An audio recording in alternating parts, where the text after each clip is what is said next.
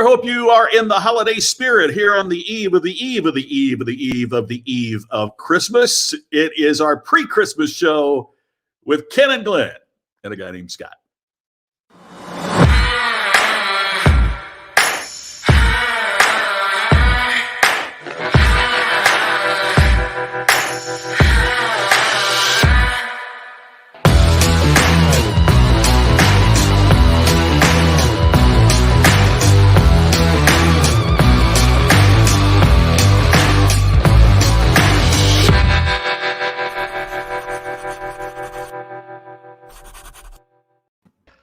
In time once again to welcome the stars of our show, Ken and Glenn, and me, a guy named Scott. Hi guys, look at this festive background. Bam! Walls is prepared. Merry Christmas Eve. It looks like the holidays puked up all over our screen. I love it.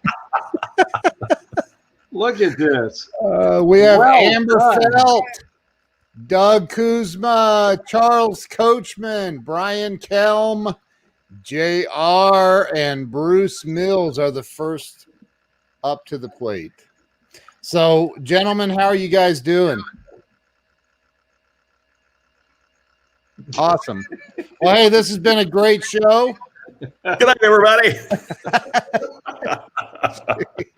Tonight's guest, Marcel Marceau. I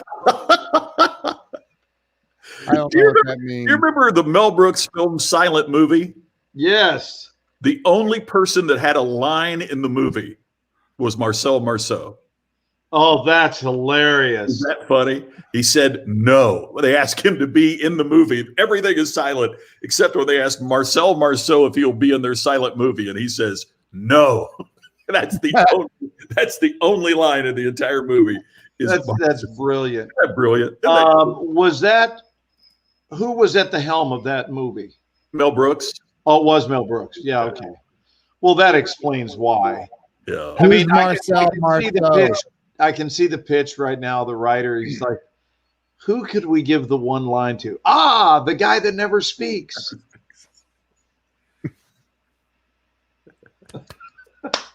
I don't know what you guys are on a topic I'm not familiar with. Hey, you know what I'm excited about tonight? Go ahead and ask me. I dare you. Gee. Hey, Glenn, what are you excited about tonight? I am excited about the fact that both Jupiter and Saturn are in a profound relationship with one another in the sky, and I just looked at it about 20 minutes ago. Oh, can you see it? Here Yes, in Vegas. I'm going to tell you, you don't want to miss it. So, Yeah. Ken, I don't know if it'll be visible for you right now or not. It's worth taking a look.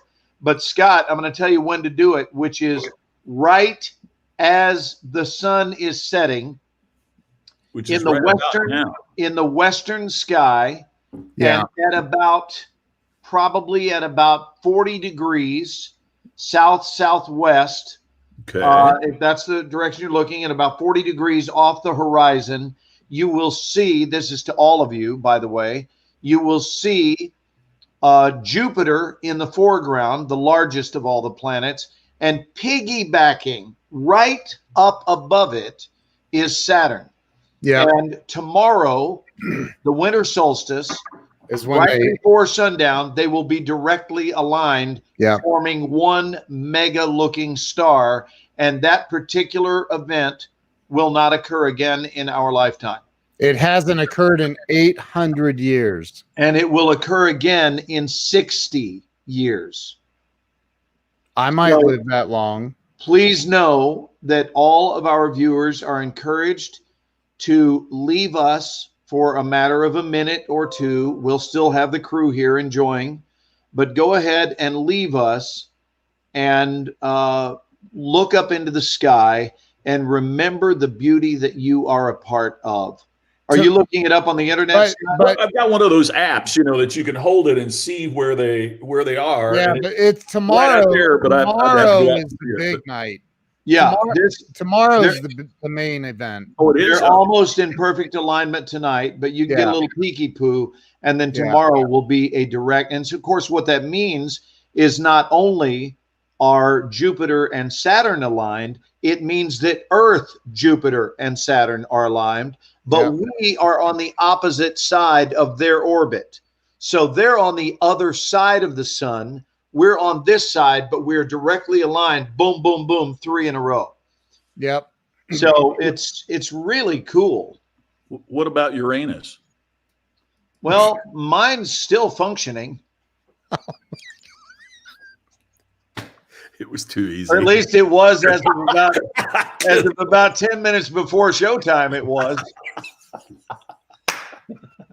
Carolyn and I had that discussion that the correct pronunciation is Uranus. Uranus. Okay. Uranus. Uranus. But it's so close to Uranus that you got to say Uranus. Well, Uranus is not much better, but No, it's not. It's not. Oh, wow. much better. Anyway, Hey, Larry Schneider. Welcome to the most G-rated show on the internet. I don't think that was too risque. Do you? No, it's like not. third graders. Are you kidding me? Or I sound like one anyway. Yeah. No, I mean, if we were actually in middle school, that would have been hilarious. Right. Yeah, I do. I remember being a kid in science class. They're teaching the planets, you know, and, and every boy in class is going. Right, exactly. We all giggled and we all laughed. Just, look, right. the teacher just said Uranus. Oh, Oh my God. Wow. Justin says all systems go. Wow. happy holidays, gentlemen, and to Yes. all of our viewers. We started this show on a holiday, and here it is, another holiday creeping up upon us. Is that crazy? I want to had not say thought hi of to. that. We did. We started on Easter. That's a We great. started point. Easter Sunday, and Paulina, that is my dear bud out of Nashville, yet another Nashville friend of mine, Nice. and an amazing recording artist, I might add. Like- We had a lovely chat today, and I told her about our Sunday evening shows. So, Paulina, meet Ken Walls and Scott McCain. Hey, Paulina. So And she is here with us tonight. That's and another recording artist, Carrie Lynn Carter. good evening, Carrie Lynn. I'm Hello, kidding. Ernest. Hello, Kelly- Robert. Kelly Williams, however, is a recording artist. So, for real, I'm not kidding. She's very talented. So, what are we in the mood to chat about on this festive I loved your intro tonight, Scott. Thanks. It By the was way, I haven't good. told you guys. I want to make sure I got this in real quick. I'm pleased to announce that I've signed an agreement with Columbia Records. And the agreement? They send me 5 CDs, and then every month for the next 2 years, they're going to send me another one. Wait, I didn't hear the payoff. Then what? They're going to send me 5 CDs for 99 cents, and then every month they'll send me another one. Glenn, did you ever join one of those CD clubs, Glenn? No, I never have. But you wouldn't know that to look back here.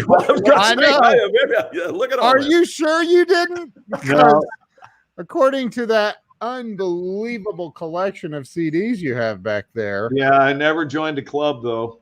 yeah, all for a penny. Yeah, It was right. a penny. Right. What'd you get? I forget how many did I you remember get they for a gave you like penny? 5 CDs for a penny, and then you had to commit to like $12 a month for the next 2 years. Then you'd get a CD every month for 2 years. And then does it continue to escalate, or do they ever get to a max? Your contract, but wait, there's more. Wait, there's more. Within 5 years, you'll be at $100 per CD. Right. Oh man, Who still owns a CD player? I do not. I do not. I don't. I even- will openly admit that I do. I do too. And DVDs are gone. I mean, that's the other thing too. I mean, it's just amazing how streaming controls everything. Glenn, what was the DVD you gave me? You gave me a DVD. What was that? Was it Charlie Mopic? Yes. Was it Was it 84 that? Charlie Mopic, yes. Yeah. So this leads me to believe that you've still not seen it. That's affirmative. Actually, Because you don't have a device to play it I on. watched it online. Oh, you did? Okay. Yeah. Yeah. Well, that sort of renders me giving it to you meaningless, doesn't it? You may be a winner. Just a little. Who's Hey, doing that, by the way? Now brings up that yeah. Now that Ed McMahon is deceased, which, by the way, Ken Walls only learned about that like a week ago. Last week. Who story. is doing the giveaway now that Ed is not? Didn't we talk about that? Isn't it? Well, I don't think we ever arrived at a conclusion as to is there a Publishers House giveaway being done, and if so, who is their spokesperson? Who writes those big checks? Robert Brooker should know this. Robert is the king of all useless information. He would know this. Poor Robert. No, I don't mean that in a bad way. I mean, he just knows a lot. Robert has like a Sony 5-disc CD changer. Like he shows up to parties to play. That's interesting. So there's their website, and you can win $5,000 a week forever. But there's no celebrity endorsement on it. Hey, can you show us? Nobody shows up and gives it to you? Yeah, well, no kidding.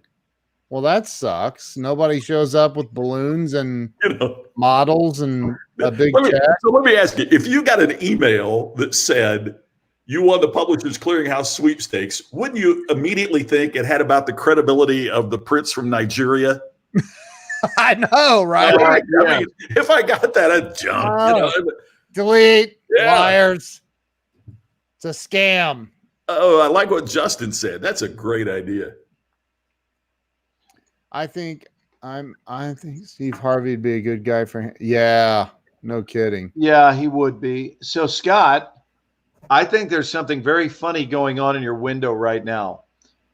You could sell that if you wanted. Can you see your own screen? Yeah.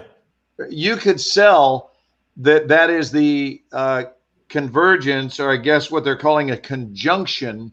Right up, yeah. Jupiter and Saturn. You could sell that little dot. There it is. Right, exactly. You could sell that's There what it it is. When in fact, I'm guessing it's probably a street light. I think, yeah. But let's tell them it's the heavenly conjunction of 2020. Look, Folks, that's what it looks like. If you want to look out Scott's window, he'll show you what Jupiter, when gathered with Saturn, looks like. Look what Brian says. That's perfect. Oh, that is. Hey, let's read Jay Fox's comment tonight. You can go for it. Oh, where'd Scott go? No, let Scott do it. We have that policy. Anytime your face gets obliterated, you get to do the VO. Something we just created to help heal. Christmas Eve Jingle 2020 on Christmas Eve, exactly 6 p.m. The magic comes back for Christmas. Everyone in all neighborhoods, please come outside and ring a bell for 2 minutes. What a great idea to spread the Christmas spirit, to help Santa fly that sleigh after a very difficult year where we are all hurting in so many different ways. It would be an amazing memory. That is so true. What a great idea, Jay. Really cool. Love that. I think what's most beautiful about it is that we all gather in the spirit of unity to ring a bell to activate a fictional character flying off. Shh. I might be watching. Oh my God. Oh, did I? Abigail, he's kidding. Did I just ruin the holiday for somebody? Ixnay on the end to say. Uncle Glenn. Isn't it an understood thing that no one even watches our show until you're 18 or over? No. No? Do we have a lot of youngins watching our show? Probably. Not anymore. Well, for the youngins. They all just left. For the youngins, what are we going to talk to them about tonight? So I have a question about Jay's thing. Which time zone? 6 p.m. Yeah, we got to get in sync with that, don't we? Yeah. Yeah. Yeah, because if you want all time zones participating, then we're going to have to do it at different hours to make that work. Yes. Yes, Joan. Joan is right. Thank you, Joan. And I believe too, Jerry. Yes. Unlike some Grinches. So, I got to tell you a radio story. I got in so much trouble when I was in radio because we had a show where kids could call in and talk to Santa. Well, there was one day that Santa couldn't be on the air. So rather than disappoint the callers, I pretended to be Santa just for that day. Mm. So I tried to sound like Santa. Oh, are we getting ready to hear your rendition of Santa Claus? Well, and so, ho, ho, ho, you're the next caller. What do you want from Santa? And the kids would say what they wanted on that one day that I subbed for Santa because he couldn't be there. And I answered the phone, ho, ho, ho, what do you want? And this woman came on and said, Santa, I'm going to put my son on the phone. He wants too much, and I want you to tell him to stop wanting so much for Christmas. And then you hear this little voice go, Santa? And I said, I want to talk about your mother. Oh, this is great. And the boss came in.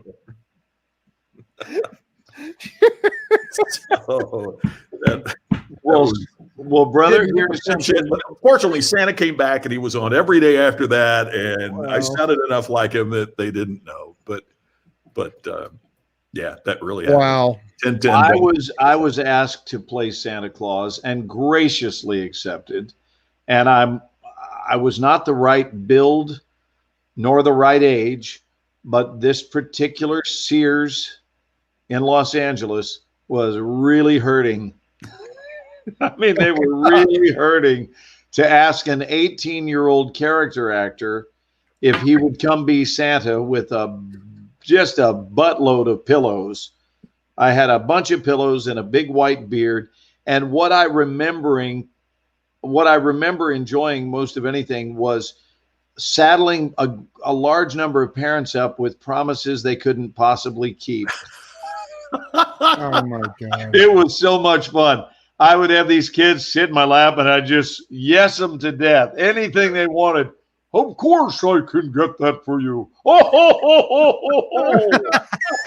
Happy to fly in that and more. Just tell your parents about it. Oh my God. Oh, it was fun. That is funny. And finally management came over and said, there are some parents that are very upset that you're promising too much. Quit making so many promises. Oh my God. That's so good.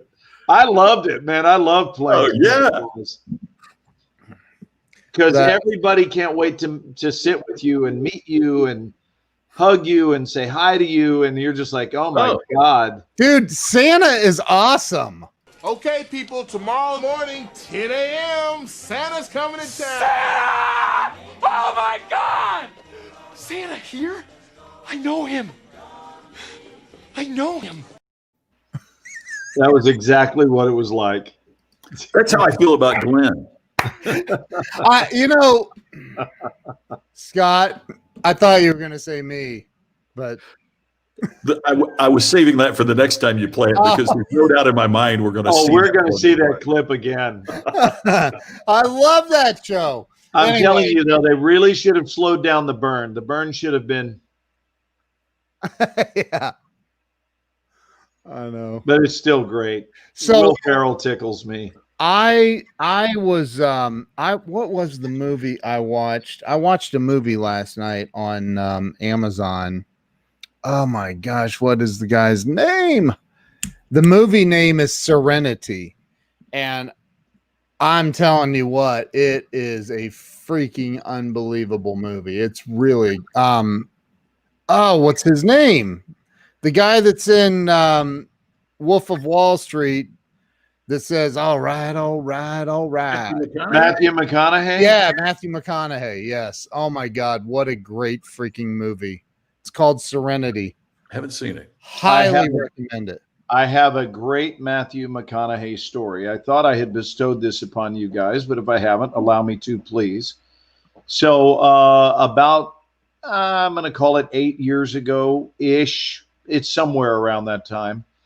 I received a letter from Stephen King, my agent did, that they would like me to narrate a project he was doing at that time called The Ghost Brothers of Darkland County. And I went down there, and man, I was working with some heavy hitters. It was really a cavalcade of stars. And we recorded this, what was written as a play, and we were doing it as a book on tape. Well, there were 11 voices, and they ultimately fired 9. And the 2 that kept their jobs, I was fortunate enough to be one of them. The other actor that kept his job was musician/actor Chris Christopherson. Wow. And so they brought us back, and they completely changed the cast. Now, in the original, I was the narrator. You can look this up online. It's called The Ghost Brothers of Darkland County. And I hope one of our people will look this up. Stephen King. It was a Stephen King novel. And they had Chris and I swap. So I was the narrator. Chris was the dad. Basically the same size roles. And they wound up making me the dad and had Chris be the narrator, and then they fired everybody else. And some big names too, but I don't want to mention who the names were that got fired. When they recast with Meg Ryan as my wife and Matthew McConaughey as my son. Now, mind you, Matthew is not young enough to be my son on camera, but in the book on tape realm, in the audio realm, it doesn't matter. And my voice, because it's deeper than his, really did play very fatherly. But here's what I was most impressed with.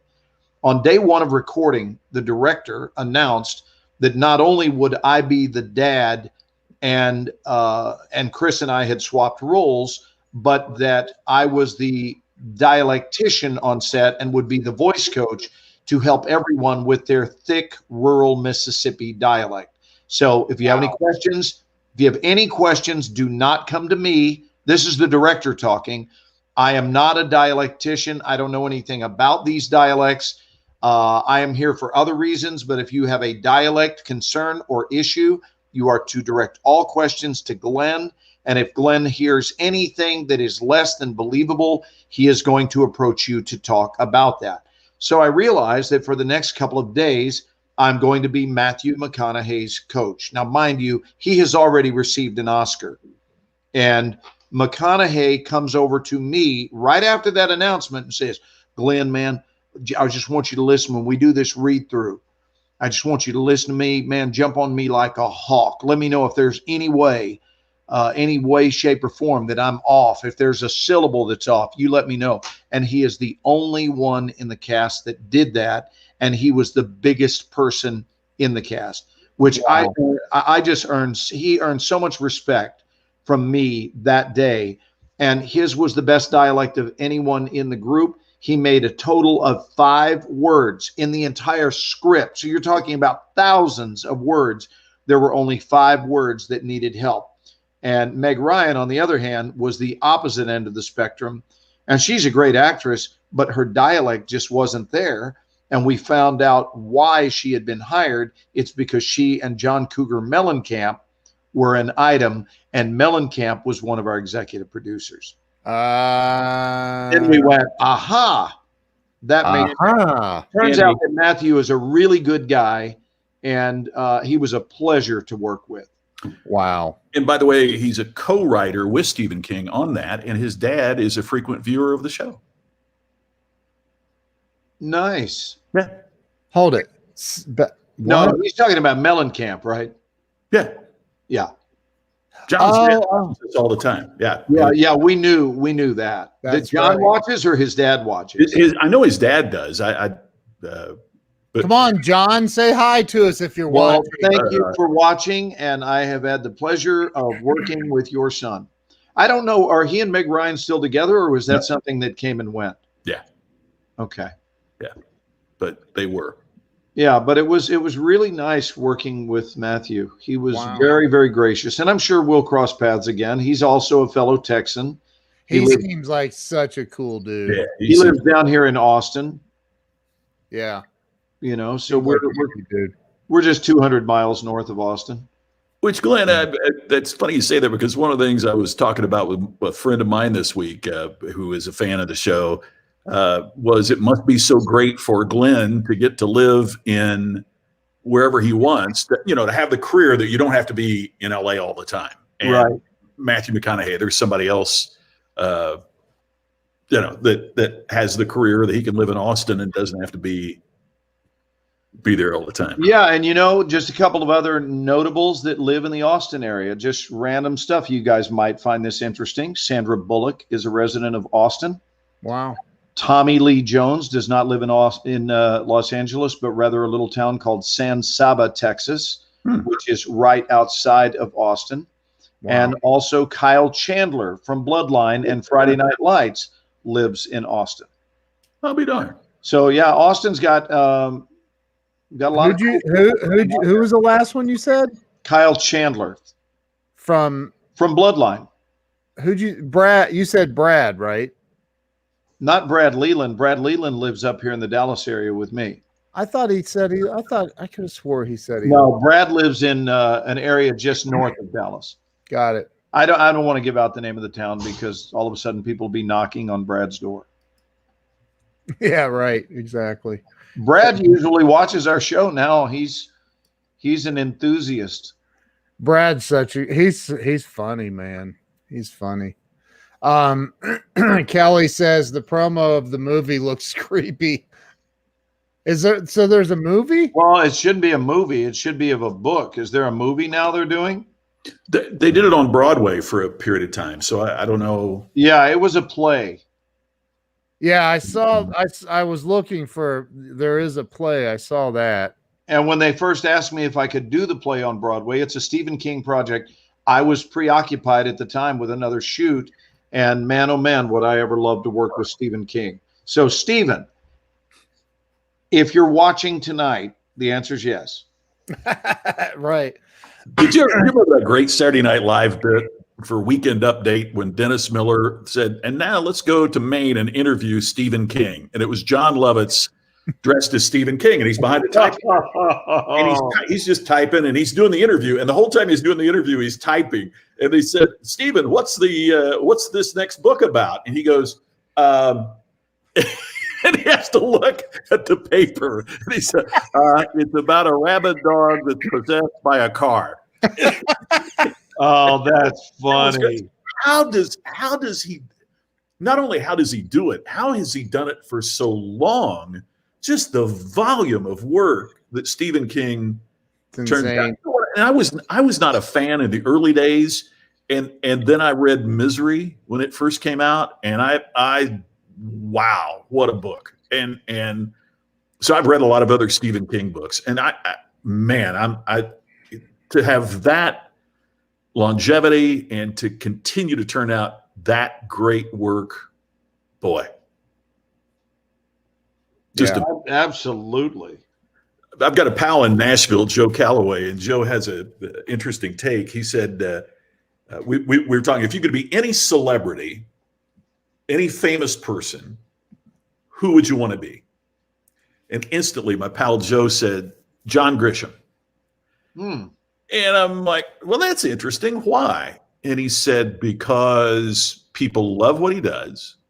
He makes millions of dollars doing it, but he could be sitting across from you at a restaurant and most people would have no idea who he is. Yeah. So he's got his anonymity. Yeah. To have the combination of fame and fortune with anonymity is so rare. And I just thought that was a really interesting. Well, I got to tell you though, there is a benefit to being recognized.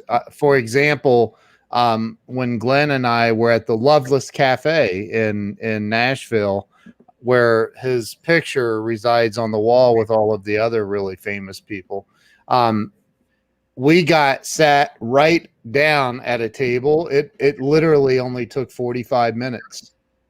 Right. And what was great is Ken trying to sell the fact that my photo was on the wall. That was fun. And he goes, and it's my buddy right here. It's him. Yeah, that's him. It's him right over there on the wall. Now how long will the wait be? And she said, Sir, it's still going to be 45. Been in line there behind Vince Gill. Yeah, didn't work. Yeah, behind Vince Gill. Right. I got to tell you, true story though. About an hour ago, Carolyn and I were out looking for Christmas trees because we don't do anything in advance. We never have. And, here it is 44 years later and nothing has changed. We grab a tree somewhere between the 20th and the 25th every year. So this business of it's December, let's get a tree. No, that doesn't happen. So we went out. We thought, well, we're not going to have a lot of time to shop because we always wind up getting that perfect tree.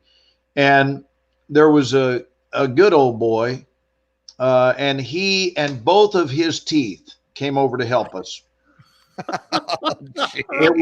It was interesting. They walked over together Simultaneously. Yeah, as a team. Yeah. He and his teeth, although the teeth were just a little bit behind him, they made it up, and we're talking. And now, mind you, I've got my mask on, and he goes, hey, man. He goes, anybody ever tell you that you sound like that old general in the Transformer movies? And he said, sound like, not look like, because you can't. I mean, my mask is in my face.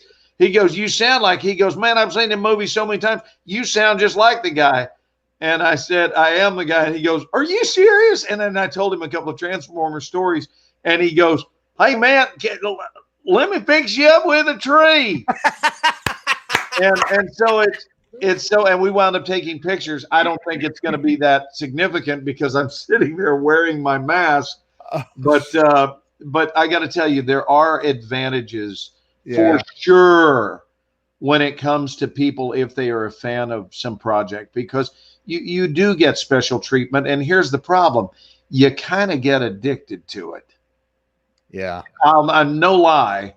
Special treatment is very easy to get addicted to. Yep. And then all of a sudden the mask ruined it all. Wow. So, hey, can we on a much discuss smaller level, but I used to have that in Indianapolis when I was a movie reviewer, when I was at weekend anchor and all that kind of thing. And boy, after about a month after I left the television, it's back of the line. I'm sorry. They can forget. Fame is so fleeting. Don't you remember who I used to be? Right. I'm wondering, guys, if we could spend some time tonight just sharing what our biggest blessings have been. And I'd love to hear what our blessings are from our group. I'd love to find out what they are celebrating during this Christmas time or Hanukkah or Kwanzaa or whatever you're celebrating. It is a festive time. It's the New Year's. The year is winding down. I'm one of those people that never jumped on the 2020 sucks bandwagon.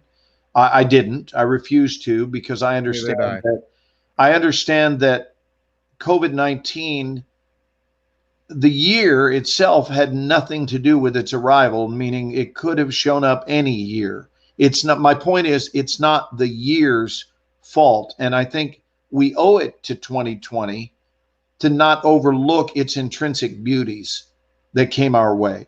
Yes, it's been a difficult year for most people, and really difficult and really sad for a lot. But again, it's not the year's fault.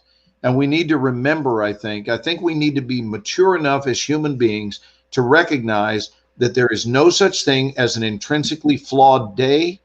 There is no such thing as an intrinsically flawed year. And we can prove this by simply being mindful of the fact that on the day that you've labeled, by noon, no less, by noon, some people have already written off the value of a day. Oh, this day sucks. And you're thinking, and you got up when? Well, about 9 o'clock. So 3 hours into the day is disgusting. And what I would love to remind those people is no matter what has befallen you during that same day, somebody won the lottery. Somebody had their first kiss. Somebody got the news that they were going to be given a raise. Somebody lost their virginity and was elated about it. So the day was good, really good. for somebody. So the day itself, it seems to me, is always neutral. And we are the ones who put our fingerprint on the day and label the day to be whatever it is. But the day is just always neutral, and we get to decide. That's why I think it is in our best interest to always label the day beautiful, no matter what it is we're dealing with. We can say that I've had a very sad thing happen, but is it the day that's broken? And I would say no.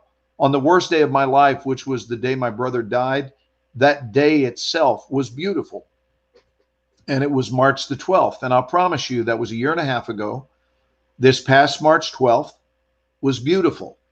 It was not automatically bad. And Scott, I can't imagine that the anniversary of your first wife's death is automatically by design a bad day. Am I right? I mean, don't you go out and have wonderful days on that anniversary, or is it just always terrible? No, I mean, there's always a twinge of pain. Sure. But I think about, I remember walking in the service was held at the funeral home, and the guy that was the best man in our wedding was the first guy that walked in. He's from Des Moines. He flew in from Des Moines just to be there. My pal Joe Calloway that I talked about flew in from Nashville. Larry Wingate came. Larry Rosemary drove up from Phoenix. I mean, I was surrounded by love and by caring. And I mean, even that time reinforced the importance of friendship and reinforced the importance of people. And that to me, that's a beautiful thing. And Glenn, to your point, I wish the outcome would have been different, but I could either sit around and bemoan the fact that she's not here now, or I could celebrate the 25 years we had together. And that's, and I'm sure that's the same with your brother. I mean, when you lose someone or when you have something happen, I mean, I'd rather sit around and think about the things that the things that worked out great rather than the challenges that befall us. I think, it's the old line, but I think you can either concentrate on the donut or the hole. Yeah. So many folks just look at, and they see the empty space and not this wonderful thing that surrounds it.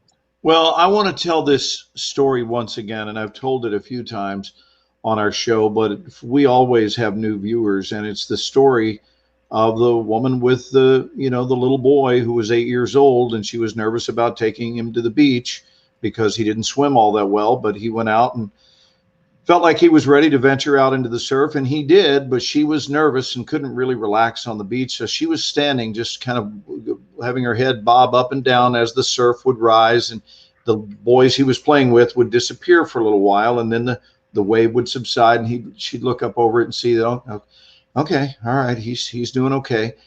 And he was out there about 20 minutes when all of a sudden a bigger wave came in, and it took the kid under. And when the wave settled down, she looked, and he was nowhere to be found. And she screamed for the lifeguard. The lifeguard rushes out there. The water is crystal clear. He can see that this boy is on the bottom, dives down, grabs him, brings him up to the shore, and he is non-responsive. And so he is performing these compression moves, and he works on the kid for over a minute until finally he gets a response, and the kid and coughs up the water, and he turns to the woman and says, "Ma'am, your boy's going to be okay. He's going to make it." And her response is, he had a hat.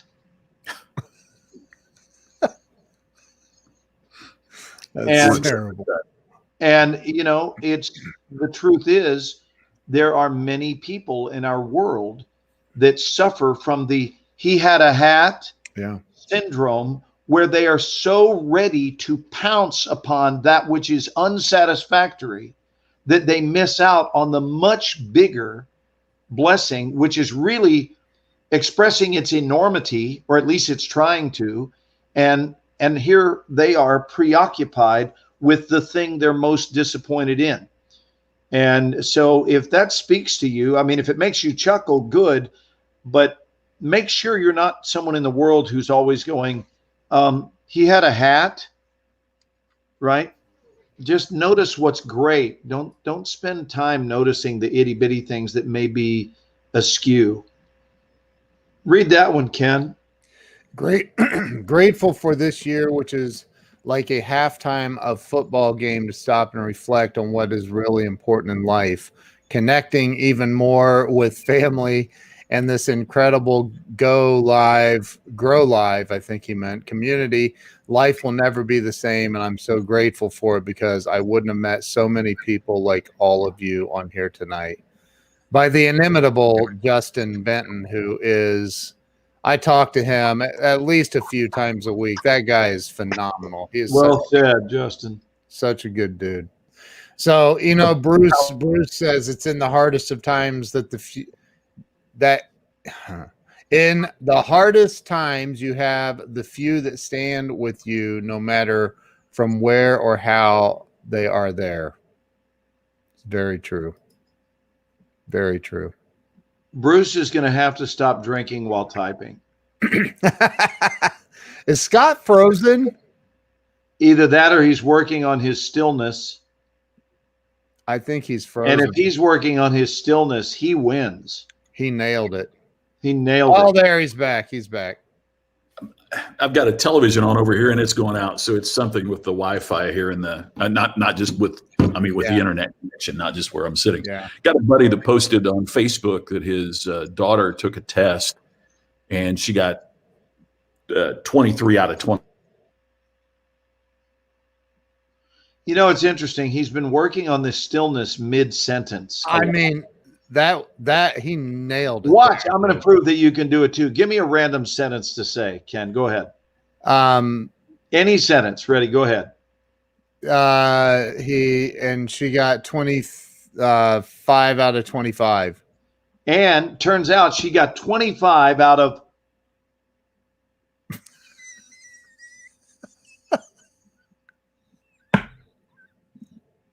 See, how'd I do? You nailed it, dude.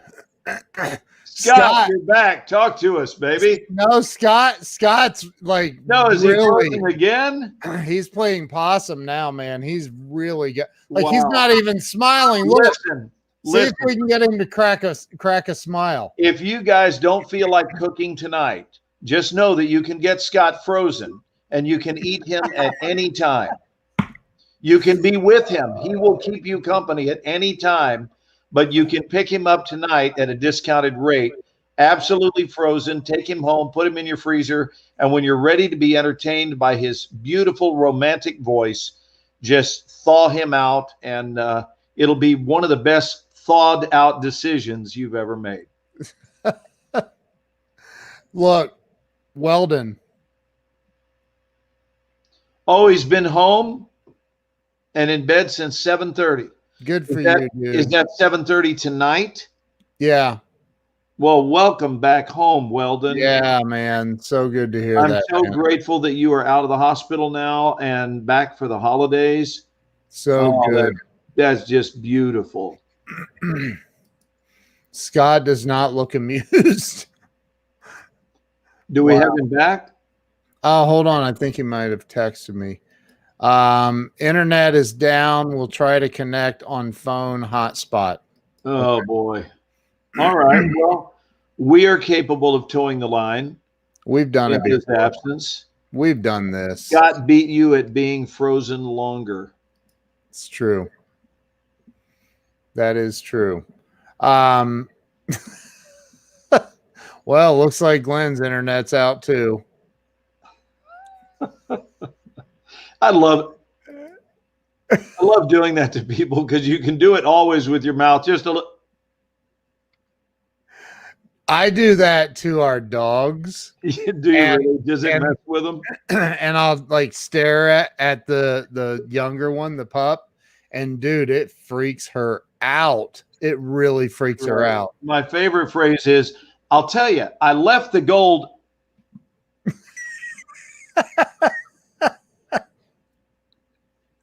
Yeah.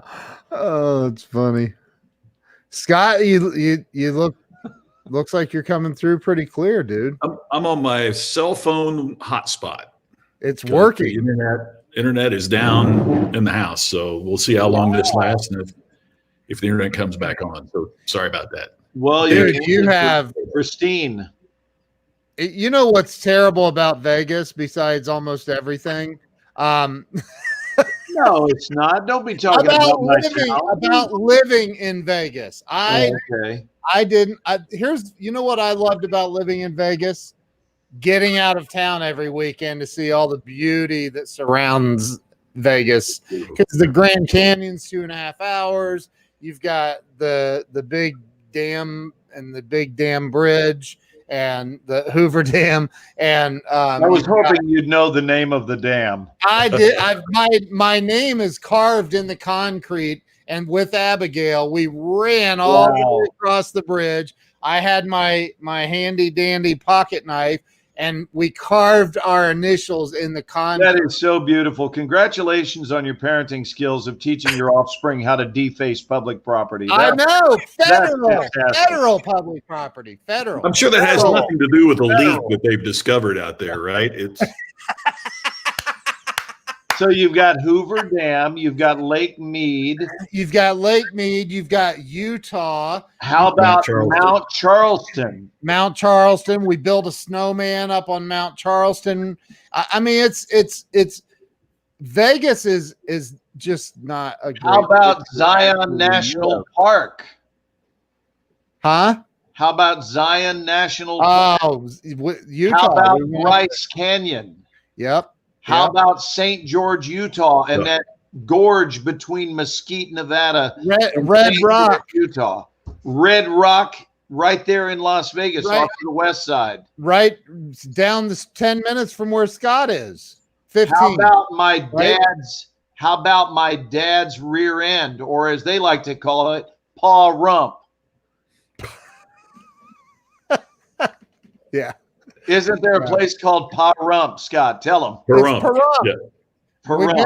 We joke about it because we were at a gas station and it was back when Trump was running the first time. And I just out of the blue made up some kind of a Trump on a stump in Pahrump at the pump or something. I was at the gas pump and I made up Abigail was giggling and she never stopped talking about every time Pahrump comes up. But you can watch what's it? Not Cops, but what's the other one? Something 911 or something where the live PD. Yes, live PD. And they have like a ridiculous amount of episodes in Pahrump. It's like, yeah, I'm wondering if didn't they write a Christmas tune about that town? Donovan just said that. Yeah. Oh, did he already comment on it? Bum. Yes, that's where the little drummer boy is from. Dude, you've got, and not far from there, what's the desert over in California as you the desert? Death Valley. Death Valley is freaking unbelievable. Justin, why are you sweating? I was watching Cops. Do you know what movie that's from? Oh. This just in. This is entirely for Scott's benefit and partially for the viewers, but mostly Scott. Ken, you have got to show the video of the guy running away on the paddleboard. You have to show that. Let me pull it up. What movie is that from, though? I don't know what movie that's from. Step Brothers. Oh, Step Brothers. Will Ferrell. Yeah. Such a good movie. Okay, so get this, Scott. There was a guy earlier in the summertime that they had declared, I guess, the beach off limits, and he was out there, and so they were trying to arrest him for being on his paddleboard without a mask. Well, of course he's without a mask, but it's out in the Pacific, right next to the pier in Malibu, and he is running from the authorities, and it's one of the funniest pieces of video I've ever seen. Here, I've got it pulled up. It is hilarious. Step Brothers on the couch after he played the drums. He's like, "What? Did Did you touch my drums? Remember So that? No. let's watch this clip and then let's talk about our blessings and let's talk about fun things for the holidays. What do we like to eat and so forth? Let's see this video. It's really clever. Here we go. You're listening to Brothers Marshall Radio. Supper, only one out. Malibu, pretty much firing. Sheriff's on the beach. Lifeguard boat, trying to get this bro. Oh, bro. Oh, sup. Is that Laird? Laird, you got it. It's painful to watch. Oh, Soul Arch. Down. Sheriff boat. This might be our first. Could this be the first arrest made for surfing, documented in history? Look at now, he's trying to boat, dude. High speed pursuit. High speed pursuit. Run! What is he trying to do? Oh man, you can't even make this up. I love this place. Yo, it's like O.J. Simpson. Look at him. It's like O.J. Simpson. Stand-up paddle pursuit. Oh my god! Oh my god! You gotta be kidding me! Look at this. As they're closing in, he's heading over to the pylon. They're gonna lose him in the pylons. Look how far you're gonna hit the pier. He's gonna crash. He's gonna crash to the pier. You're going too fast, bro. Slow down. Oh my god. It's too much, dude. Look at these guys here. They got the evidence. Foot pursuit. Where's he going, dude? He's gonna commit suicide. He's just gonna go and crash into the piling. Oh yeah, they sent out the drones. Uh-oh, here they go. This is great. The first ever. Oh, he faked him out. Now he's going back out to sea. Did the old switcheroo. Oh my god. Now they're going to take that boat around. Killing me. Watch how fast they bring this boat What is around. that? This guy's coming in. And now they play the theme from Baywatch. Oh my god, look at this.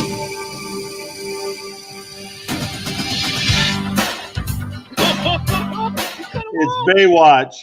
Throw the tacks down. Pop the tires. Oh my god. Spray him with a hose.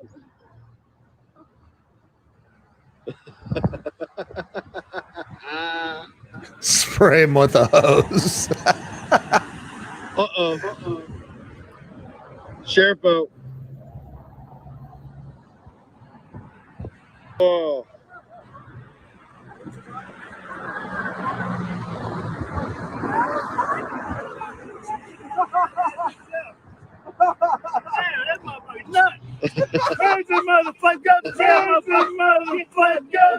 Oh my god. You gotta be joking me. Bad boys, what you want, what you gonna do when Chevy John Brown come for you? Tell me what you wanna do, what you wanna do. We got the evidence. They got the evidence. He Oh, said. our tax dollars at work. I like when they hit him with a hose. Oh, that was funny. That's craziness. Crazy. Yeah, that's California. So what are you gentlemen celebrating during this holiday time? What's spinning your propeller these days, leaving you feeling fulfilled and joyous Scott, do you want to go first? during this year that everyone is trying their damnedest to label a terrible year? I'll go first if you don't. Okay, go ahead. Yeah. First and foremost, I'm celebrating the fact that Glenn and Scott and I have become really, really good friends. I got to meet Glenn for the first time because of COVID. We would have never had this show had it not been for COVID. He used to be a Hollywood elitist. These things happen, you know. He said, "No, I would have." I used to. I know. No, but I, we would have never. We would have. Honey, Ken just referred to my career in past tense. He frowned and went, yeah. No, I'm just like, I am so freaking grateful for you guys. I really am. And, right back at you. For me, this year's brought, massive blessings. I think that a lot of people have not been able to wrap their brain around the way things have turned. I mean, they've really turned, and it gave me the ability to really expand my business on levels that I never dreamed possible. There's so many people that have no idea how to make money or how to use the online stuff to generate income, and I do. And so a lot of people have reached out to me and said, "Hey, how do I do this? Or how do I do that?" And I've been able to experience the expansion of monetizing my knowledge and all of that as a result. So, and it's just been phenomenal in so many ways. Another thing that is a blessing is my daughter homeschools. So we see a lot of each other. That's a blessing most of the time. Sometimes it's like, but no, it's been amazing to for me this year. It's been amazing. So, and I'm very, very grateful for you guys, especially. So, yeah. Scott? Well, first, let me echo that. I mean, the depth of our relationships have just been one of the great joys to me about this. Ken and I knew each other from here in Vegas, but that relationship has certainly grown. And Glenn, we met because of all this, and it's just one of the great things that's ever happened to me. So I am deeply grateful for that. Had it not been for COVID, I wouldn't have. It's what's the old line? Necessity is the mother of invention. Yeah, and the necessity to find something other than speaking on the platform at meetings for companies that had hired me. I wouldn't have done the things that I've done with, the Distinction Summit and the Ultimate Business Summit and what I'm doing shortly on Story and all that. I mean, that's only because of what has happened. And gosh, I'm digging it. I'm loving it, and I'm very, very, very blessed. That's beautiful. That's awesome. It is Sunday and we haven't talked football. How did your Colts do? Oh, man, I feel okay. Let me preface this. I'm thrilled we won, but I feel so sorry for the Houston Texans. We played the Houston Texans 2 weeks ago. They were going for a touchdown to win the game and had a bad snap from center on like the 3-yard line, and we recovered and won. And did they have another ugly loss today as well? Today, the Texans are going in for the score to tie. And as the guy crosses the 2-yard line, our guy reaches in and punches the ball away into the end zone where we fall on the ball and win the game. Wow. So my heart hurts I've got friends in Houston and my heart hurts for them, but I'll sure take those 2 victories. Right. So while yes, it hurts, I'm sorry. While yes, it hurts, could it be said that your ability to recover from said hurt is fairly quick? Just like that. Just like that. I am upset about Indiana University football, though, getting screwed over in the bowl games and all that, but I'll let that pass with the Colts win. And man, your Cowboys look fantastic today. Well, Daryl's got a little, and hello for starters, Daryl, but they are not in yet, and they're not 6-10. Take it easy. We're 5-9. I mean, 6-10 is interesting, but we'll get there. They've got 2 more games to play, so best they can hope for is 7-9. And I mean, I'm monitoring this terrible division very closely because they are a game out of first, with the Washington football team being first. But it is a horrifying thought that the winner of that division may very well, in fact, will likely have a losing record. So right now, Dallas is in second place, and we'll have to see what happens over the next 2 weeks. They really can control their own fate because their next 2 games are Philly and New York, both interdivisional games. If they win both of those games, they need Washington to lose 1 game, and then Dallas will be in. They unfortunately are a little late to be peaking, but with Andy Dalton at the helm, they have found their stride again in recent weeks.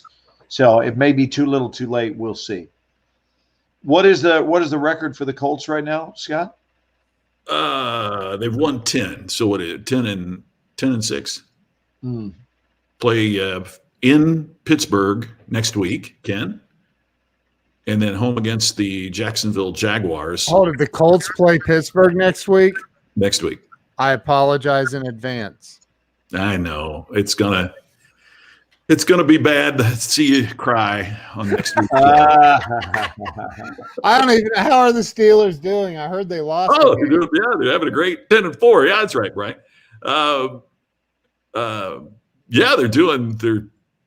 Steelers looking great. What are the Steelers, like 12-2 or something? Or yeah, they lost their last game. They were tied with Kansas City for number 1 in the AFC, but then they lost their last game, and then Kansas City won today in New Orleans. That makes them 13-1. Yeah, they've only lost 1 game all season. And by the way, did you see the Jets won today? It's so behind Jacksonville. For the race for the quarterback from Clemson. For the number 1 draft pick and so forth. Yeah, they can't even lose right. Being a Colts fan, the year that Peyton Manning, got hurt and was out, and oh my God, we had the worst quarterback in NFL history. And you'd go to games and you would hope the Colts would lose, and the whole stands were chanting, "Suck for luck, suck for luck." Suck for luck. So, in other words, hoping that we would suck in the game so we would get to draft Andrew Luck. So, right. Oh, jeez. So that was the chant at the game, suck for luck. I love this. Justin says the Jets pulled the Jets. Yeah. I mean, they can't even lose properly. They're so bad. But by the way, somebody asked how my mom is doing. She's out of the hospital. She went home today. Yeah, she still has a cough and a very, very low grade fever, but I think she's out of the woods. So yeah, good. I'm grateful to hear that, Keno. So I know she's grateful to be out of that damn hospital. And that speaking of that, every single week at 9:04 on the money, Scott. Oh, it is. It's 4 after the exact time that every week at this precise time we play. Ooh, that's just wrong. Right. We used to play it during the hereafter. Now we play it at 4 after. So I talked to my mom this morning. Can I go first, by the way? Please. Yes, I talked to my mom this morning. She still hadn't seen a doctor. There's more critical cases, I guess. And so it was about 10:30, I think, this morning. And I talked to her and she's been in there 3 or 4 days, I think. And she's telling me, I haven't seen anyone yet. I said, "Are you going home today? You sound, way better." And she's like, I think, I don't know, that maybe not, because I had a fever. And a fever meaning it went up to 100.2 or whatever. So it's a very low grade fever. But so I said, well, I'm sure that they'll send you home. Sounds like you're doing better. They're controlling all of this. And so she says, well, if I'm staying here another night, they need to change the sheets on this bed. And I said, what? She goes, they haven't changed the sheets on my bed since I've been here. And it's horrible. It's got this terrible, terrible sour smell. And I go, they haven't changed the sheets. What? I said, get somebody in there right now to change the sheets. That's ridiculous. And she goes, well, and my mom's always just, help, just like, I don't want to put you out. They're very busy with it. I'm like, I understand, but you're not staying there for free. So tell them to change the sheets, Mom. Like, or I will call over there and the sheets will be changed quickly. So I just thought, ooh, that's just wrong. That's wrong. Like, what the heck? They should be, especially in a hospital, they should be changing them a lot. I don't know. Anyway. I think that's disgusting. I do too. Yeah, I do too. And just plain wrong. I mean, when you have a fever, you're, sweating and all of that. Oh my God, look at this. What Weldon's saying about his hospital stint for 3 weeks. One time. That's crazy. Mm. Is that COVID related? How could that be COVID related? I'm asking. I'm not assuming it is. I think the only way it is because the staff is they're short staffed. This is the reason I'm asking. Yeah. And you haven't traveled. Well, I guess you did. Did you stay in a hotel when you were down in the Carolinas? Yeah. Because, I just got back from 13 days in Atlanta, and you only get service if you request it. Yeah. They don't make up the rooms automatically. Right. So go ahead and ask me how many times I had service. How many times do you have service? 0. I didn't think you had it.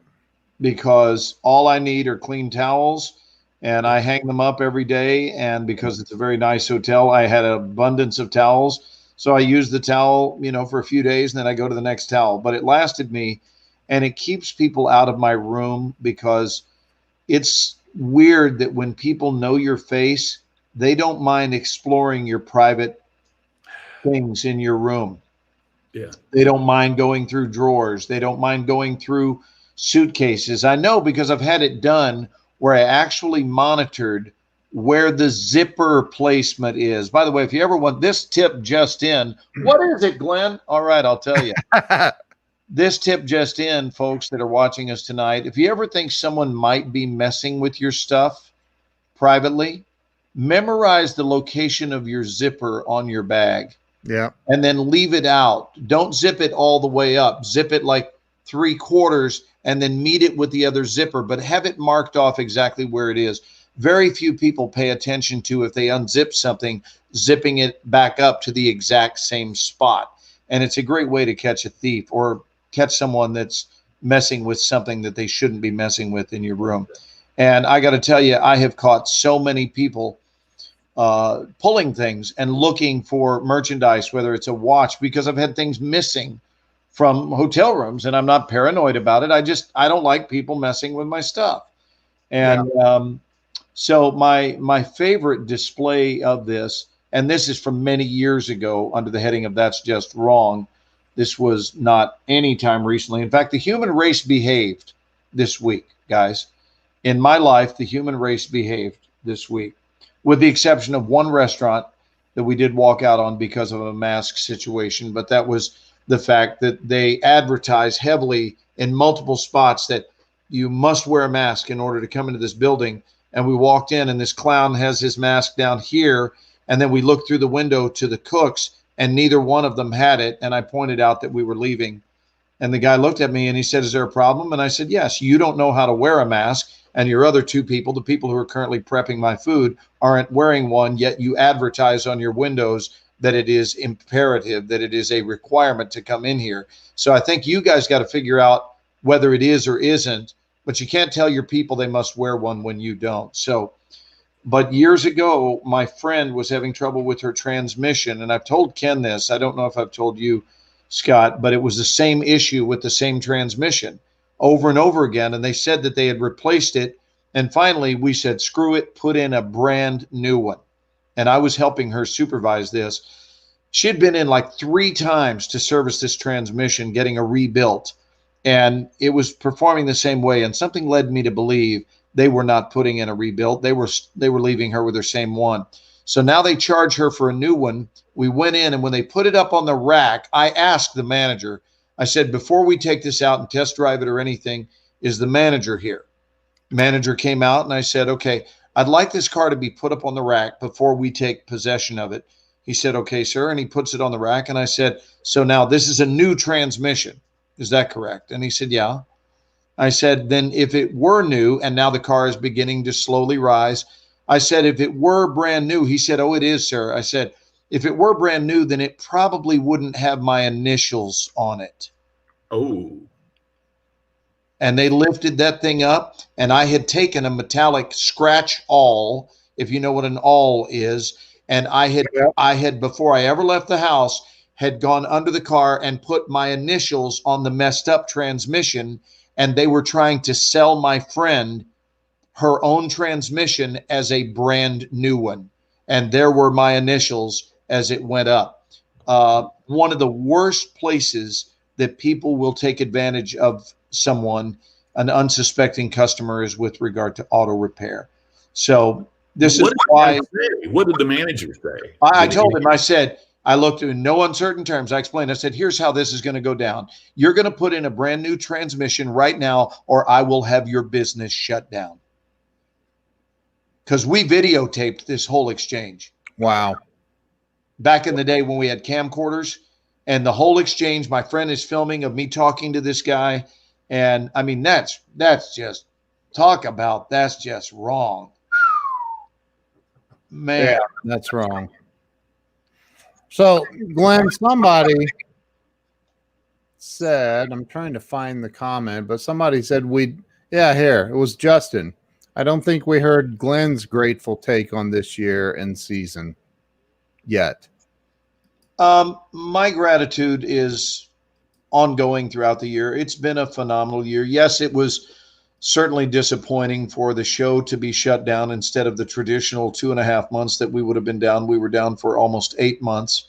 But, you know, I still get to do what I love. And because Ken showed me how to be on Zoom, we were able to preserve the school.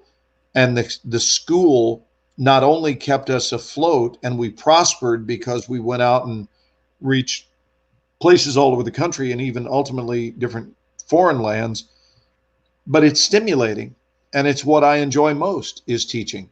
So this was a phenomenal year, and I'm so grateful for my friendships with both Ken and Scott and all of the other people who would not have appeared in our lives had it not gone the direction. That doesn't mean I was glad to see it.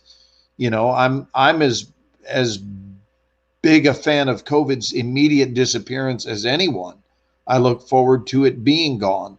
But the reality is, it is here, it's been here, and our job is to make contact with our own resourcefulness whenever things go awry. What is our response?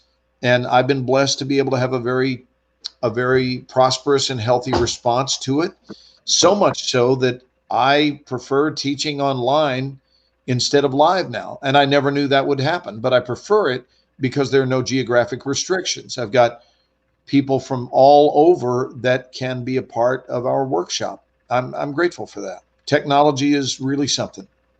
Well, and I think, you know, one of the big, and you and I've talked about this, I've heard you talk about it too, is you're using Zoom in a way that I would have never thought of. And you guys, you thought of this, and where you're setting the eye lines and you're, right. And what's really cool that you guys, or I don't know who figured it out, and that is setting up the way that you're using the virtual backgrounds on Zoom so that they're complementary. So it looks like they're in the same room, but yet they're, like I know Rhea is in Australia and you've got people in Los Angeles and her in Australia, and it literally looks like you're doing the scene in the same room. It's insane. Yeah. It's incredible. And you can't do that in an in-person. No, we can't bring in sets and stuff like that. We don't have the time for it. We get actors on their feet and they just do scenes. But now with these virtual backdrops, we create the world in which they exist. It's really cool. Our job, there's a saying that to whom much is given, much is expected.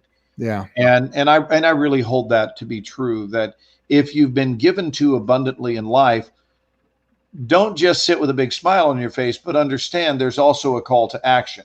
Right. There will be a lot expected of your life if much is given to you. And so being of service and helping other people, and especially helping other people learn to fish, if you will, instead of just give them fish. Yeah. If you help them learn to fish with their lives in ways that they were previously unaware of, there's such a blessing associated with that. I absolutely love to help with the remembrance for people of who it is and what it is they are. I said to my friend Paulina today on the phone, I said, if we just stop and remember who designed you, where did you come from? Just that basic question. And when you stop, and most people will deduce the same, most people will. And so based on that math, that most people feel that they were designed by the heavens, designed by God, designed by life, call it what you will. But if you really believe that, so I'm going to throw this out there, guys. If you really do believe that, and it's a snap answer, you go, well, I was made by God. Really? Okay, I certainly agree with that. That's how I feel. But let me ask you this. If that's what you've decided is true, where do you get off playing such a small game? Where do you get off being trapped in fear and doubt when all you have to do is stop and remember your designer? And maybe just go deeper. Just go a little deeper with that thought, because if you really do, once you make, not if, but once you make contact with that as your truth, you don't walk around feeling weak anymore. It's actually the remembrance of that empowers you, and you go, wow, so weakness is a behavioral choice in the vast majority of instances. I will never make the broad strokes generalization and say that's just always true, because I'm sure it isn't. But I know this. I know that most of the time, if people are living a self-defeatist life, it is thought up on their own.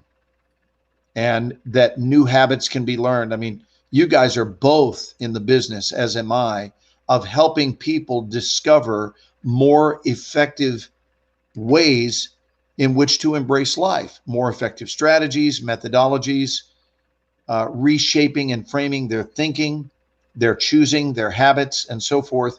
And that when we change that, when we change the way we look at things, the things we look at change. We talk about this often. I talk about it when I'm just doing lives or I'm, coaching people. And I learned this from, over 18 years of sobriety and recovery. And, one of the principles that they teach in the Fellowship of Alcoholics Anonymous is when you're feeling down, when you're feeling blue, when you're feeling depressed, when you're feeling like, poor me for an alcoholic, that can quickly lead to pour me another drink. Oh, I've never heard that. Pour me another drink. Yeah. First time I've heard that. Wow. And so, to get out of that, it's always the solution is 100% of the time, reach out to someone else and help them. Reach out and help them somehow.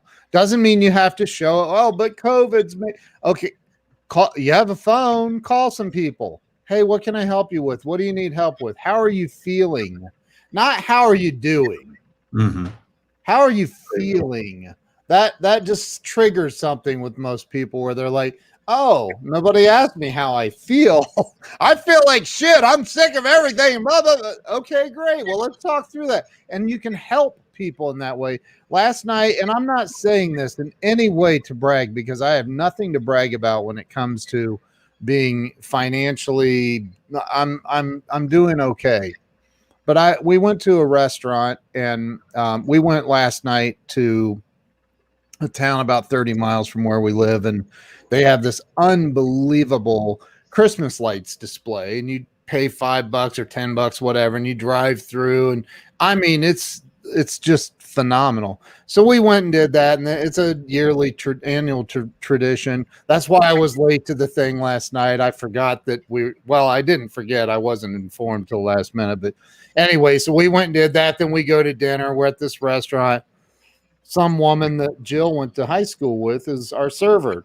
Jill didn't realize it. The woman looks at Jill and says, is your maiden name, Rainey? And she's like, yeah. And she goes, oh, we went to school together. And it was like, wow.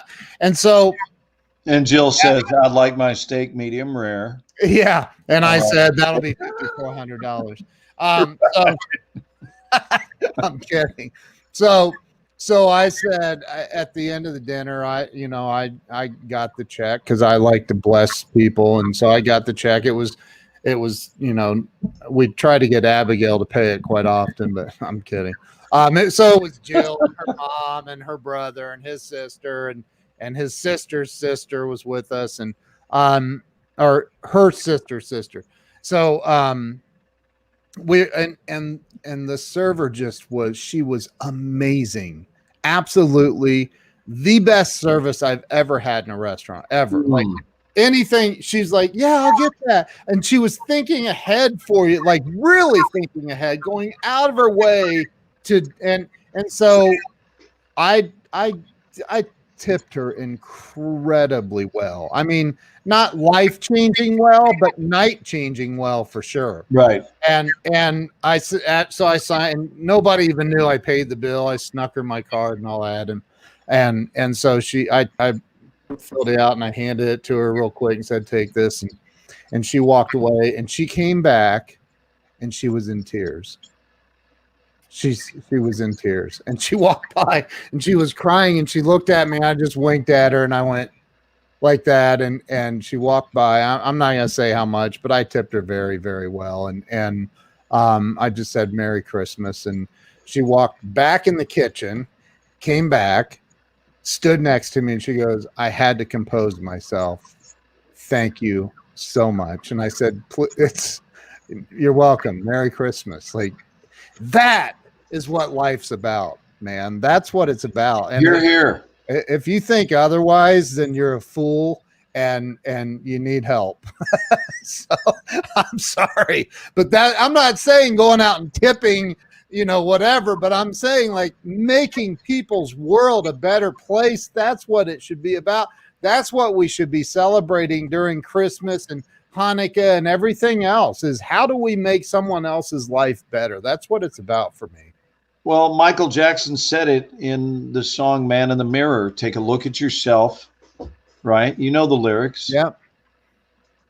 Yeah. Our minister's message this morning, Vince Antonucci is our minister. And, I went online. I watched the service online. But he had this great line, and he said, I think this is the time of season we should be asking ourselves, are we consumers or are we contributors? And he said, there are times it's perfectly fine to be a consumer. Yeah. But he said, there's other times that we are called upon to be contributors. And he said, don't be a consumer when the world is calling you to be a contributor. Amen. I love that. I just thought it was so powerful, and it made me reassess, certain, I don't know whether it's a charity or an activity or something, do I consume and say, oh, you guys do great, or do I contribute? By the way, I got to do a quick little shout out. You've heard me talk here about my hometown of Crothersville. You've heard me talk about FFA in the past. Yesterday, the Crothersville FFA delivered 20 tons of food to needy families in our area. Wow. And these young people not only learning about being contributors, but to take care of people, it gets me, because there's so much that they learn of leadership and of responsibility and contributing. So Wow. but I should have brought that up earlier. In this time where when people have talked so much about what is wrong, you get what you focus on. And and Scott's from Crothersville, he knows. I mean, if we focus on what's wrong, we miss these wonderful things that are around us. Oh God, for that's which we so should true. be so appreciative and so grateful. So Actually hold the space, Scott, where whatever has managed to perturb us can be eclipsed by dwelling on the wonderful. Yeah. Just dwell on the wonderful. I mean, in the 12-step program, the saying is, if you tell it, you swell it. yeah. What we focus on increases. So what are we busy talking about? What are we busy holding on to in terms of thoughts? Because that's what's expanding. Yep. So this is our precious garden, right? This precious real estate here and here. And if we are good stewards of that real estate, then we make sure that it is spending the bulk of its time dwelling on really, really happy, healthy thoughts, Yeah. so that condition is what expands. Absolutely. It's so true. Kellen, that's awesome. Look what Kellen says there. That's awesome. 500 coats. That's so awesome. That's what I mean. And you know, I've said this because I live, and Glenn, I know you do too. And the holidays seem to magnify. If you live in a, you know, this is a great, and I know we only have a few minutes left, but You can go a few over, no harm. well, Scott has to go though, because he has I already know he has a reservation for a steak. So Oh, where are you dining tonight? I have points at Morton's that expire December 20. la-ti-da. So I am going to go have a steak in the bar at Morton's, because Tammy's still back in Indiana. So So where is Morton's in Vegas? Flamingo and what's the cross street? Paradise? Paradise? It's not in a casino. No, it's not in a casino. It's No, not terribly far from the airport, actually. right, really close to the airport. Yeah, absolutely. Go ahead, Ken. So, you know, there are people who say the holidays are the worst for me. Every time the holidays come around, it reminds me of blah, blah, blah, blah, blah. And I just get depressed during the holidays and sad. And I truly think that the holidays, it's a lot like money. The holidays will magnify whatever you are on the inside. It will just make whatever's going on the inside even bigger. And so if you live in a place of gratitude, and I know it's not possible, trust me, I am very well aware that it's not possible to be grateful all the time. That's not realistic. But you can, so I have those moments of pissed offness about whatever, but it doesn't take me long. And I realize that all I have to do is refocus on being grateful, and the universe starts expanding again to me, and delivering whatever it is, the energy that I'm putting out, I get back. So anyway, I just thought I'd bring that up. That's all. Hey, can you highlight Bruce Mills' comment? I think it's just really beautiful. Glenn, I sobered up my keyboard. You three have helped me. I sobered up my keyboard. You three have helped me have hope to never give up, to be kind and listen. Listen, listen. Thanks for changing my life for the better. The best is yet to come for all of us. Just taking time to thank the three of us. Well, Bruce, Bruce. you are welcome. Thank you, dude. Wow. We're grateful that you have found this program we do on Sunday evenings to be of service to you. That's certainly the intention. We set out with pure hearts to just reach people on Sunday evenings and give them a chance to remember who they are and have some laughs together and journey through COVID, which is when we first formed it. And here we are all these months later still doing it. Thank you, Bill. I appreciate that. Yeah, the holidays will magnify who you are on the inside. Boy, is that ever true. It really, it's like money. It's like it's same thing. I Scott, are you dining alone tonight? Yeah. Brother, I would love to be sharing a Morton steak with you. I would love for that to happen, my friend. Because well, I you know should what have we let would, us know. We I could have know come what out. we would follow dinner with. Oh crap! What would that be? Guess who's going to be following tonight's session with that? I think I'm looking at him. You are. I'm headed to Oklahoma. Good for you. I'm Oklahoma. gonna go have a glass of wine and a steak because You can. well, this guy I know had a coughing fit earlier this week, and it killed him. He was naked inside the woman next door's house when her husband got home. But You're so bad. You're so bad.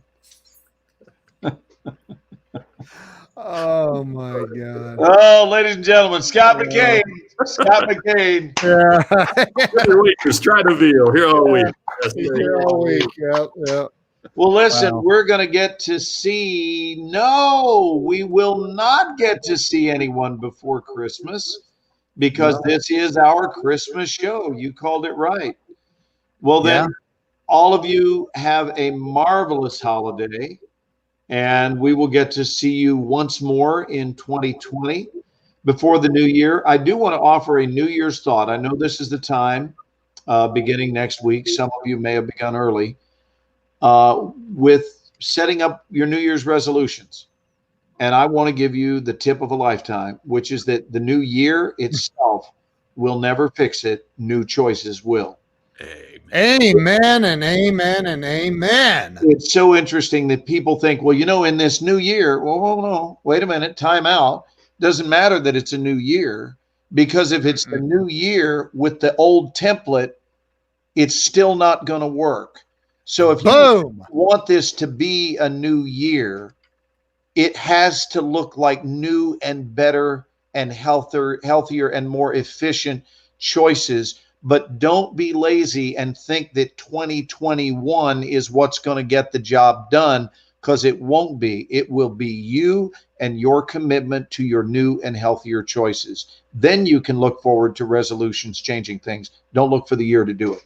So I do be a post sure. every year on how I don't think people should set New Year's resolutions. I hate what that is, and that's our tease for next week. Huh? I was getting ready to say, so make sure you join us next week for our final edition of the Ken and Glenn Show with a guy named Scott, where we will shame you into a better life in 2021. What a great energy to end tonight's show on. 2020. I hope that you said the final edition. I thought, I don't want to quit. I'm like the guy in Officer and Gentleman, Richard Gere. I got nowhere else to go. Go enjoy your steak, Scott. We love you, bud. Happy holidays to all of you. Thanks for spending your Sunday evening with us. Merry Christmas to all of you. I know I'm not being politically correct, but I don't care. Merry Christmas. Have a very Merry Christmas. Have a great week, guys. Good night, everybody. Good night. Night.